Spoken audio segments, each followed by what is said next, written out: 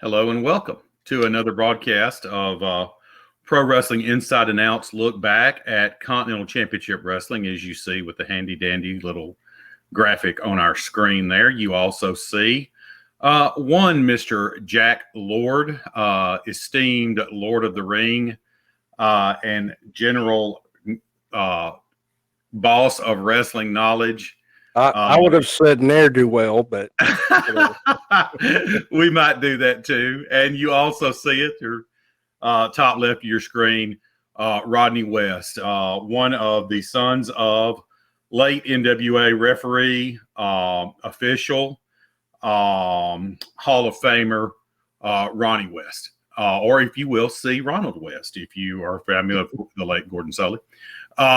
Speaking of Gordon Solie, our broadcast is going to review September 21st, 1985's Continental Wrestling episode. You can see this on YouTube, I believe, still, maybe for a little longer or maybe for a lot longer for all I know.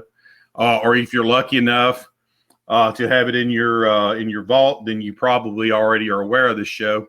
But Gordon Solie hosts Continental, which was a promotion based in Alabama, the Florida Panhandle, East Tennessee, the edge of Mississippi.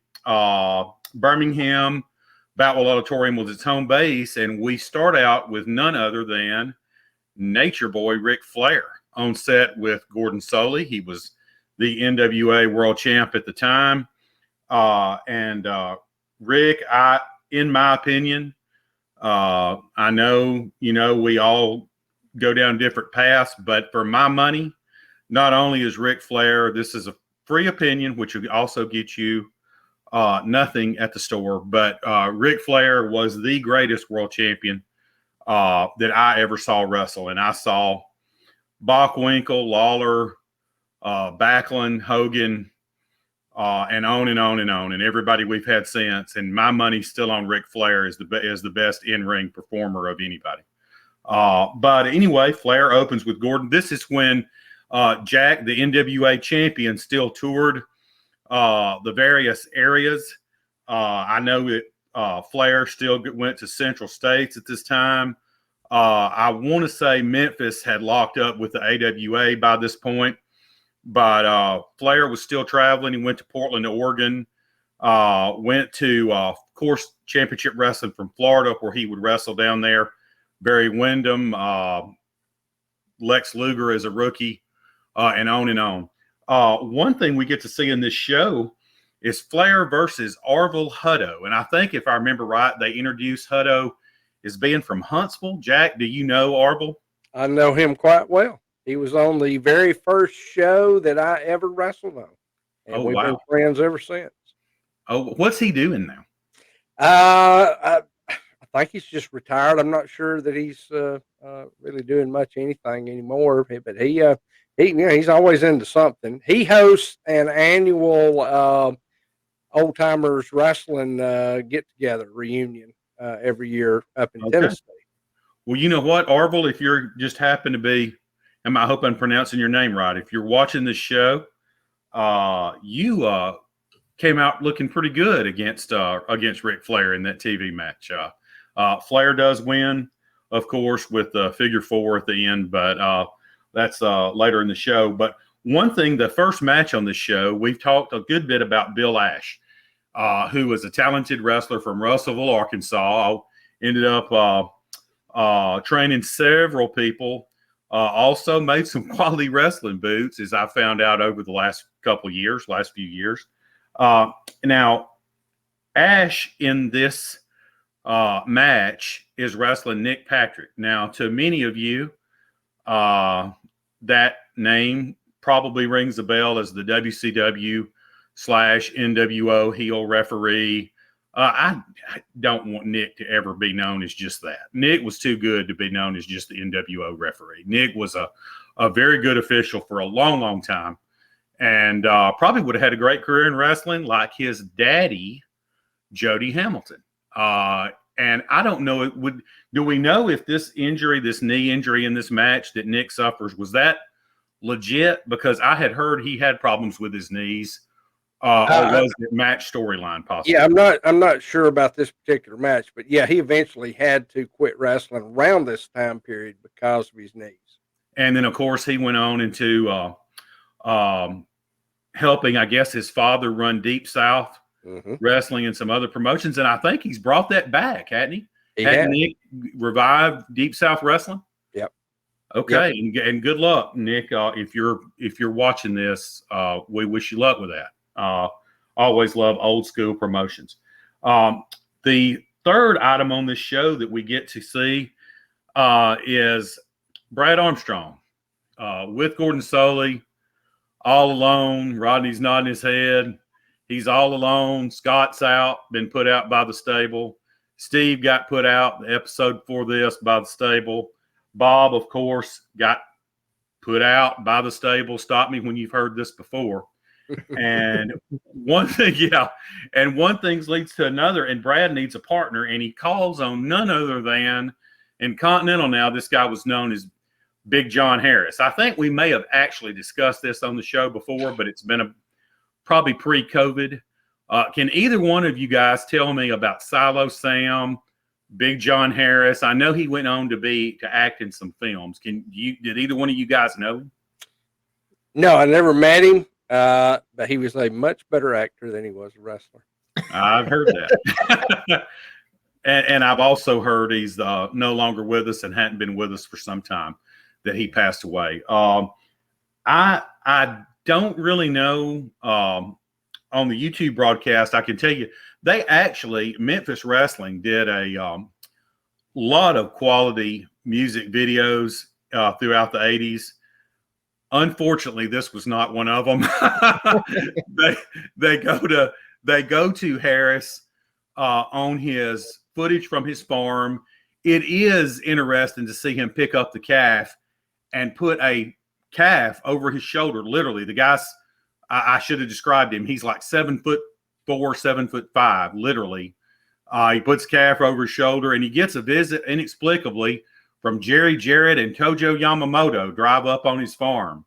So this is an interesting video, not one of the better ones from Memphis, but it illustrates the height. And the only thing I can tell you is, from what I know, Brad Armstrong was of a little bit better than average height. Like, what would you say, Jack? 5'11", 6"? I wouldn't say Brad was real tall, just average height. Yeah. And he's got Brad, like Brad is up to the guy's shoulders. So the guy I would think would be a legit 6'9", 6'11", 7 foot tall. Yeah. So he makes a big. Yeah, what? He is a big one. Yeah, he was a big one, and he stands well over the ring ropes when he's in the ring. But Brad has got a series of matches where he signed with he and John Harris against Ron Fuller, Robert Fuller, and Jimmy Golden. So they promote that in an interview.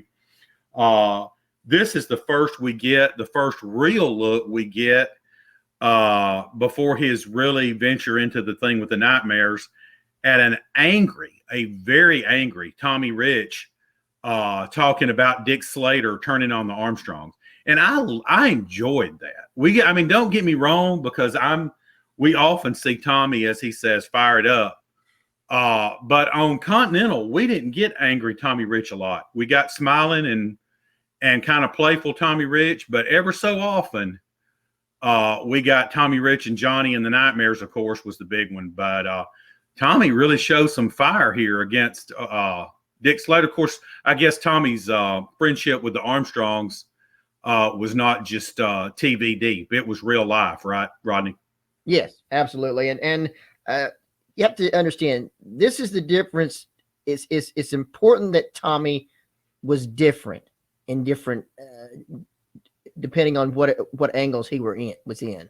And it was different because this was personal to Tommy at this point, where the others kind of with the Nightmares more like professional. This was personal with Dick Slater, and I think it showed his how Tommy could adjust to meet the situation.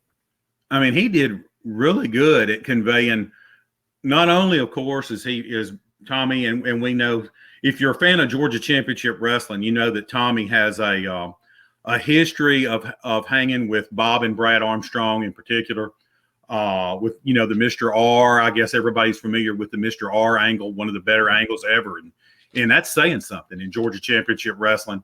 And Tommy just seems that, I mean, he is personally hurt by Dick Slater turning on the Armstrongs. I wish we'd got more of it. I don't think we got, but maybe just a couple of house show matches from Tommy Rich and Dick Slater. I think Dick was, as we've talked about before here, I think he was moving on. Maybe as Rodney and the guys have said, back to Mid-South, I want to say, at this point. But anyway, Slater did well when he was here. Another thing on this program is they further inform you that Austin Idol has left the area, not by showing footage or something unique like different or the same old like that, but by actually having Adrian Street in an interview with Gordon Soley say that he, quote unquote, ran Austin Idol back to Las Vegas. And of course, we know that Austin actually, he got around pretty good. I know that he was obviously in Southeastern, then Continental, Memphis. I guess most people think about him as a heel in Memphis against Lawler. What were your impressions of Adrian Street, Jack, when you first became familiar with him? Actually, the first time I really got to know about Adrian is when I actually met him at Continental. And I was just impressed. I mean, he's a funny guy, always fun to be around, and just great in the ring. I wound up getting to wrestling, but that was years after Continental. So I never got the chance to while I was there. But I think the world of Adrian, both as a person and especially as a performer. And you know what? I know him a little bit. I interviewed him a couple of times when I was in the process of maybe doing a Continental book. And he wouldn't know me. Probably it's been so long. That's been 10 years.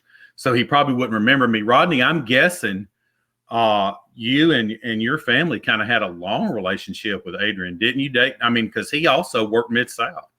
He worked Mid-South. He also worked with in Chattanooga. When we were doing the thing with Georgia Championship Wrestling Superstars, he was there with Bill Dundee. But actually, the first time we saw Adrian Street, or beginning of seeing Adrian Street, he was sending publicity pictures in and to Atlanta. Dad had a picture of Adrian in a headlock from a woman in a headlock on his on his desk at the office at Georgia Championship Wrestling. And they talked about bringing him in, and one of the things that Ole didn't like is that he was not very tall, so he didn't bring him in. But later on, we got to see Adrian. We heard great things from him from where he worked for Jarrett, and then he came work just maybe 2 weeks, maybe for Georgia Championship Wrestling Superstars, and then we saw him big time in Mid-South, and then of course here in Continental Championship Wrestling. Well, I'm going to tell you. That guy made, and of course in 86, I guess we'll get to it eventually, made possibly the most shocking heel to face turn that still to this day. I mean, it brought people in the crowd. You can see the footage on the Continental program that week. It brought people, literally the crowd, to their feet. I know they had set up an angle with Street and Robert Fuller and Jimmy Golden having problems in the locker room, and that developed from that. But wow, just not only an amazing wrestler, an amazing performer, and there's a difference, by the way, in that. Jack can tell you that. But an amazing human being. He and Linda both, just an amazing human being. I think Adrian has battled cancer before and beaten cancer. I mean, this guy's lost or beat more battles than most people have ever fought. In the words of Adrian Street, I am so tough, I'd hate to meet myself in a dark alley. That's true. And again, maybe I would. Yeah, there you go. And you know what? What a testament he has to not only as a wrestler, but his longevity. If I said that correctly, in the ring, I had no idea. And I'm not, Adrian, if you're watching this, I don't mean to offend you at all. I'm think it's amazing that he had the length of career that he had, and was competitive, well after that he had even, he went for a decade without wrestling a match, and then stepped right back in to wrestle Birmingham, if I remember correctly, with that promotion, and there for a while, for every week, he was there doing something special. So on to a little couple other things I wanted to ask you guys. We do get footage in the middle of this episode with Welch against Roy Welch against Bill Ash for the U.S. Junior title. Every time those two met, anytime you got a U.S. Junior title match, it was usually real good. My personal favorites were probably Scott Armstrong and Tom Pritchard. Yeah. Probably any Larry Hamilton match with either one of those two. That's somebody we don't mention much here. And I don't mean Larry Hamilton, Jody Hamilton's brother. I mean Larry Hamilton, the former amateur champion from the University of Tampa. And I know that I don't think he's still active, but I see Larry from time to time on social media. I know that he still follows shows like this one. I don't know that he follows this one. Before we run out of time, I got a couple other questions, but I just realized that we don't ever talk about him. Jack, what were your impressions of Larry Hamilton? I never got to meet Larry. I always liked, going back and looking at the stuff that he did. I thought he was really great. Yeah. Rodney, because of being kind of an administrative position, you and Brent and your dad, you got to know people not only on a performer basis, but got to work with them. How do you remember Larry? And I hope I'm not putting you in a difficult spot, but how do you remember Larry? Always very dependable wrestler. No problems out of him whatsoever.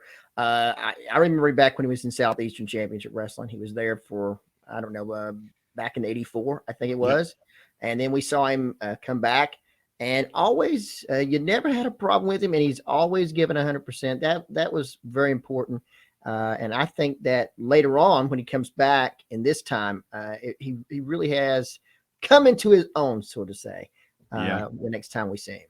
His run, everybody usually forgets, but his run in '87, because he had some legit ankle injuries, we didn't get to see it like we should have seen it. But he had a really good run as a heel against Scott Armstrong that I would have loved to have seen more of. The one thing else that was left on this show that I wanted to bring up, and this one person, the Flame, the former assassin. We talk about the Flame on here quite a bit. But one thing we get on this show is it's kind of buried toward the end. Well, it was the main event of the show, but it was almost felt a little rushed. But we get the Flame and Roberto Sotto, and the storyline here was that the Flame burned Roberto Soto's brother, I believe. They never really mentioned his name. I'm guessing that's Miguel Sotto. Do either one of you know that? Supposedly. No, I don't know, but they never. You're right. They never mentioned his name. They never mentioned his name, and I double checked that. I went back through several videos, and they never mentioned his name. Good revenge angle. This is one of the few times, the other times being, I think, all against Bob Armstrong, that you actually see Jody Hamilton bleed through the mask. Roberto Sotto, this is a fairly physical match. It ends, I think, when the Flame just not bolts and flat out runs, but gets out of the ring and is staggering. And we get to see Roberto Sotto going after him. We've talked a little bit about Roberto. He was very much a staple in a lot of Southern promotions in the 70s and 80s. We don't quite see him as much anymore, I guess, as far as what you might think of as a household name. But I guess Roberto was involved sort of in the leadership of the World Wrestling Council in Puerto Rico. Am I right? Jack, I'm not really sure. Okay. I don't remember him being any of the upper echelon of Puerto Rico. I know that, there, but I don't think he was one of anybody making any decisions. I know that as an in-ring competitor, he was really good. Yes. Threw a great drop kick. I think, as we've talked about on here before, I want to say we pretty much share the universal opinion that Brad Armstrong's drop kick is like maybe the greatest drop kick anybody ever throws. But Roberto Sotto's is up there. It looks really, really good. This episode of Continental ends with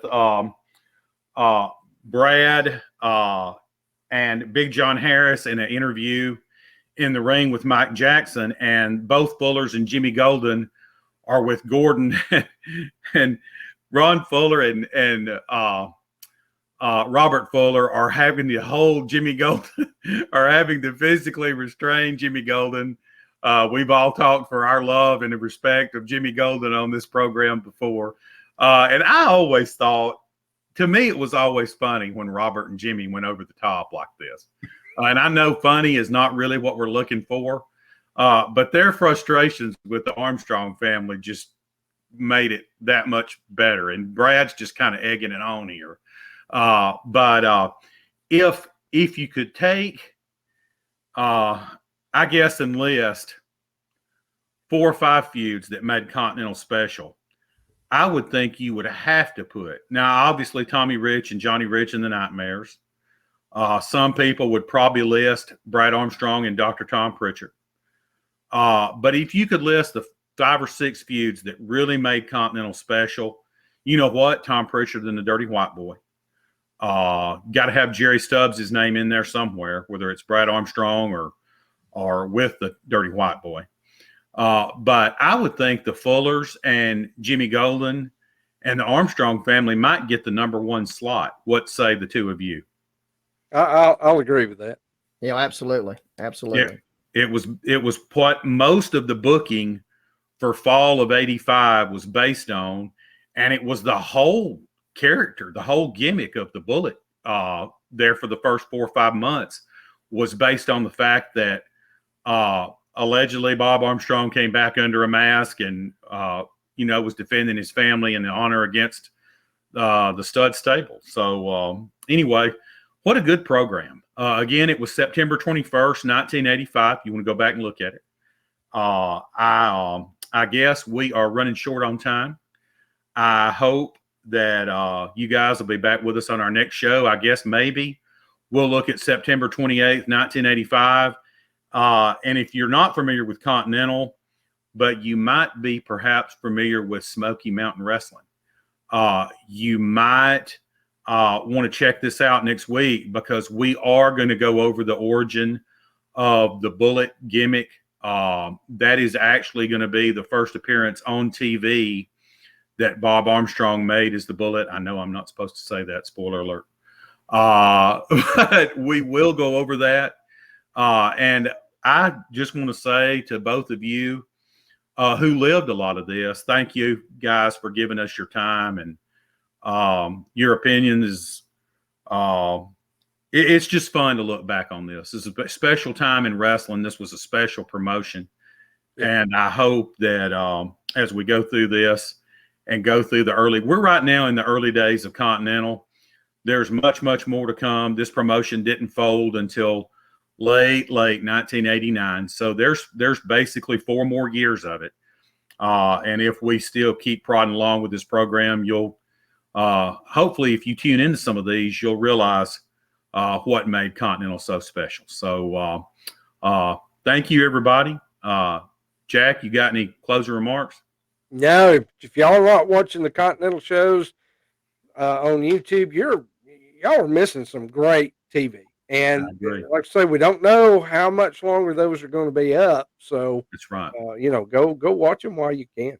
Watch them while you can, and you'll see people that that still have a thumbprint on the industry today. We talk about Tom Pritchard, who trained so many people since that time, in addition to his own career. You'll see Sid Udy / Sid Vicious / Lord Humongous, the Dirty White Boy, the Armstrong family, the Fuller Welch family, which reaches so many areas in this business. It's unbelievable.